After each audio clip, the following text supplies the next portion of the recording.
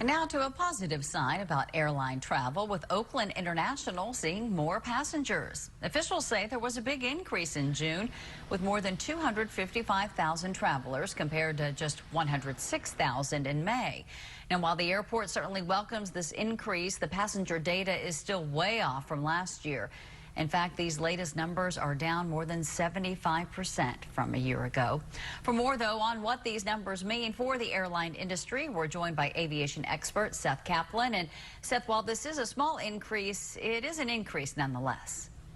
It is. The bigger concern going forward here, Heather, is that the rebound seems to be stalling here as the cases of the virus itself seem to be rising.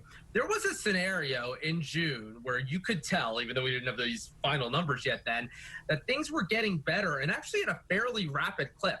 I mean, there was a point where each week was like 20% better than the previous week. Then you had this surge in cases, not only in California, but of course in Arizona, Texas, Florida, and elsewhere. And that basically all stopped. So when you look back at the numbers from June, they're pretty encouraging. This month, so far, they've still been rising very slightly. The problem when you listen to airlines speak is that, they have a crystal ball that we don't have. They know who's booking tickets going forward, and that is where they're seeing a lot of softness and actually trimming their schedules here for the next few months. Yeah, I was actually on a flight recently, and I would have to say at least 4 rows in front of me and 4 rows behind me, there was not a single passenger. So I definitely saw a significant decrease in travel. Are airlines, in fact, concerned about a drop in demand given what's happening with the coronavirus? They are, and so are their employees here, Heather.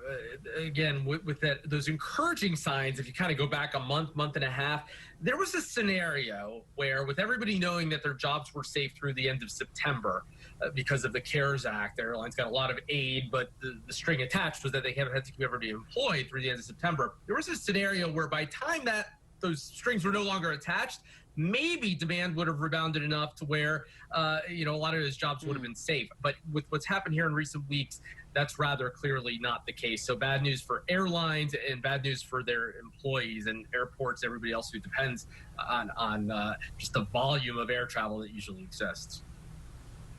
Yeah, it certainly is a dire outlook. I want to talk with you, though, about flights, the number of flights, and we know that some airlines are indeed cutting routes. Do you expect more of them to do so? If things don't get better here, this is very unusual, Heather, where just on a very real-time basis, airlines are adjusting their networks. Usually airlines plan, in some cases years out, and then kind of by 3 or 4 months before a flight. If the flight's there, it's probably going to happen because normally there are a whole lot of people booked on that flight, and it's a problem for the airline to try to move them onto other flights. As you mentioned, that flight you were on and so many others so empty now that when they see flights not filling up, they're cutting what they call frequencies in some cases, right? So the route might still exist, but there might be fewer flights.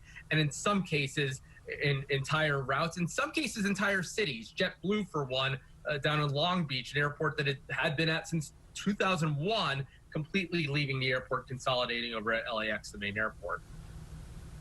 Wow.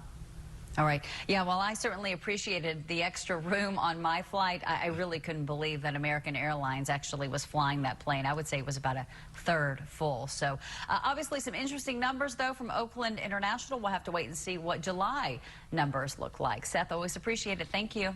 Likewise, Heather. Stay safe.